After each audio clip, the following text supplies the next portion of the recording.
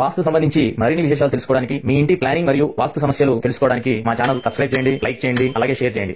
ఇందరికీ అభయం బులిచ్చు చేయి కందువగు శ్రీ గురుభ్యో నమః.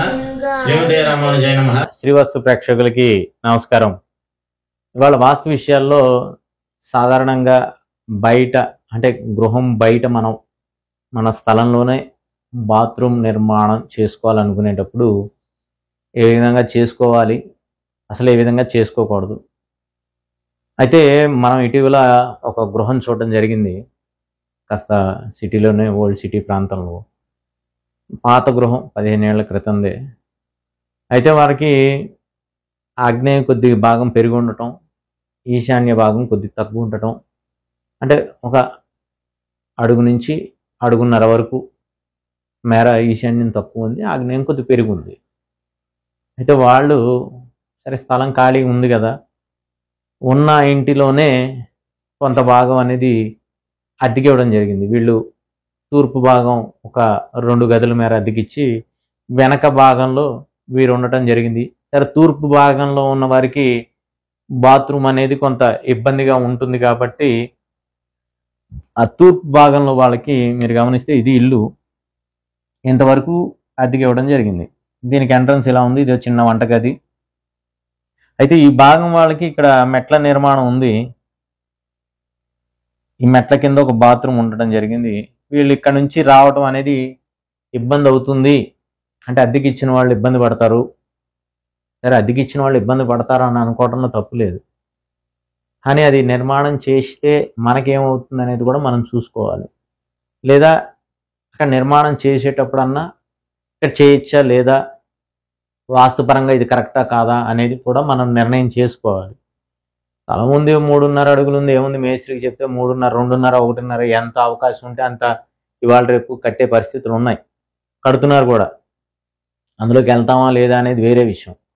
స్థలం ఉంది, 2.5 బాత్రూమ్ చేసేయచ్చు, కానీ శాస్త్రపరంగా అక్కడ నిర్మాణం చేసుకోవచ్చా లేదా అనేది కూడా, అంటే పెరిగిన స్థలాన్ని ఏ విధంగా వాడుకోవాలి అనే దానికి మనకు అసలు ఆలోచన కూడా లేకుండా నిర్మాణం అనేది చేసేస్తున్నాం.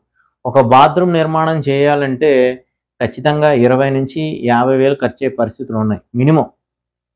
అంటే మనం ఎంత తక్కువలో చేసుకుంటే మినిమం 20 వేలు, 20 నుంచి 25, 30 వేలు అవుతాయి. ఇప్పుడు నేను అంటున్నప్పుడే మీరు అనుకుంటారు అంతలో ఎక్కడ అవుతాయి, కనీసం 50 వేలు అవ్వచ్చు అని చెప్పని. ఎందుకంటే దానికి మళ్ళా ఇవాళ రేపు మంచిగా చేసి స్టైల్స్ వేసి అన్నీ చేస్తున్నారు కాబట్టి. అయితే వీళ్ళు కూడా మన గురించి ఎప్పటి నుంచో తెలుసు, కనుక్కుందాం. సరే ఈలోపు అబ్బాయి ఉద్యోగరీత్యా లేకపోవటం ఏదో జరిగి, సరే దాన్నే ఉంది, ఇక్కడ బాత్రూమ్ ఒకటి మనకి స్థలం ఉంది కాబట్టి వేసేయచ్చు అని చెప్పి. ఇక్కడ మీరు గమనిస్తే ఈ ముందు ఒక గృహం ఉంది, ఆ గృహం ఈ విధంగా ఉంది, అంటే గమనిస్తే ఈ విధంగా ఉందన్నమాట. వాళ్ళ అంటే వీళ్ళకి ఆనుకొని మీరు గమనిస్తే మన కాస్త ఓల్డ్ సిటీలో గృహాలు 2 ఆనుకుని ఉంటాయి. సరే వీళ్ళకైతే కొంత చుట్టూ తిరిగే స్థలం ఉంది. మీరు గమనిస్తే ఈశాన్యం ఒక 2 అడుగులు ఉంటే ఈ ఆగ్నేయ భాగం వచ్చేటప్పటికి 3.5 అడుగులు ఉంది ఇక్కడి నుంచి ఇక్కడికి. మీకు ఆ వీడియోలో కూడా మీకు చూస్తుంటే మీకు అర్థమవుతుంది ఈశాన్యం ఎంత ఉంది, ఆగ్నేయ భాగం ఎంత ఉంది. బయట బాత్రూమ్ ఈ భాగంలో నిర్మాణం చేసుకోవటం ఇబ్బంది లేదు, పూర్తిగా బయట ఆగ్నేయంలో నిర్మాణం చేసుకోవచ్చు. అయితే మన గృహానికి డైరెక్ట్గా అలా అటాచ్ చేసి చేయకూడదు. అంటే సాధ్యమైనంత వరకు ఏమన్నా ఆగ్నేయంలో నిర్మాణం చేసుకోవచ్చు అన్నారు కాబట్టి మన ఇంటికి వాళ్ళకి ఆనించేసి చేయకూడదు. సరే స్థలం లేదు, ఎందుకంటే ఇవాళ రేపు అందరికీ స్థలాభావం అనేది చాలా ఇబ్బంది ఉంది. ఎందుకంటే ఉన్న చిన్న స్థలాల్లోనే మనకు అన్ని రావాలనుకున్నప్పుడు శాస్త్రపరంగా పాటిస్తూనే కొన్ని జాగ్రత్తలు తీసుకుంటుంటేనే ఆ నిర్మాణం చేసుకోవచ్చు.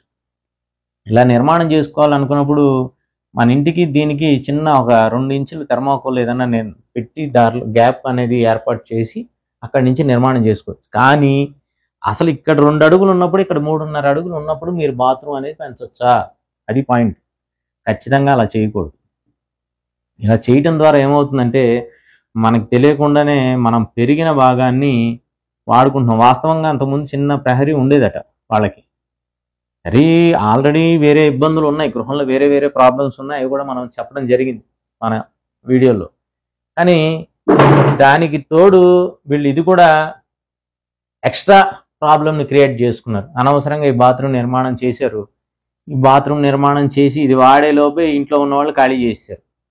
వాళ్ళు కాస్త ఇబ్బందిగానే ఉందని చెప్పి వాళ్ళు ఇల్లు కూడా మారిపోవడం జరిగింది. ఆ బాత్రూమ్ నిర్మాణం చేశారు కానీ ఇంకా వాడటం కూడా స్టార్ట్ చేయాలి. ఇక ఎలాగో ఇల్లు ఖాళీ అయింది కాబట్టి ఇది మొత్తం ఇప్పుడు వీళ్ళే వాడుకోవాలని నిర్ణయం చేసుకుంటున్నారు.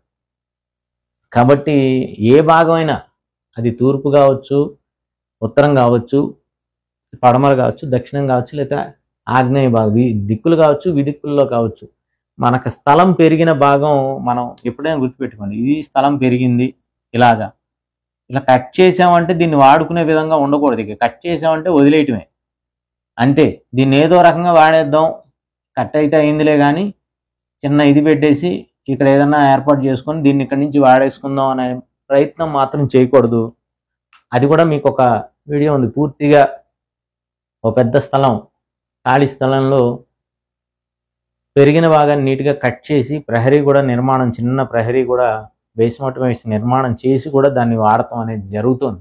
ఇట్లా జరిగితే ఎటువంటి ఇబ్బందులు ఉంటాయనేది కూడా మనం చెప్పడం. కానీ ఇలా బాత్రూమ్, బయట బాత్రూమ్ నిర్మాణం ఇలా చేయాలనుకున్నప్పుడు ఎప్పుడైతే మనకి సాధ్యమైనంత వరకు మిగతా భాగాలు ఎవరైనా కూడా తగ్గుతున్నాయి అంటే కొద్దిగా ఆలోచన చేయరు. కానీ ఈశాన్యం తగ్గుతుంది అని అనుకుని తెలిసి కూడా ఈ విధంగా నిర్మాణం చేయటం అనేది చాలా ఇబ్బందికరమైన పరిస్థితులు ఏర్పడుతూ ఉంటాయి. కాబట్టి ఎవరన్నా మన స్థలంలో కొద్దిగా ఉంది గ్యాపు, అవతల భాగానికి యువతల భాగానికి తేడా ఉన్నప్పుడు ఏదో విధంగా దాన్ని వాడుకోవాలని మాత్రం ప్రయత్నం చేయకూడదు. జై శ్రీమన్నారాయణ. వాస్తు సంబంధించి మరిన్ని విశేషాలు తెలుసుకోవడానికి, మీ ఇంటి ప్లానింగ్ మరియు వాస్తు సమస్యలు తెలుసుకోవడానికి మా ఛానల్ సబ్స్క్రైబ్ చేయండి, లైక్ చేయండి, అలాగే షేర్ చేయండి.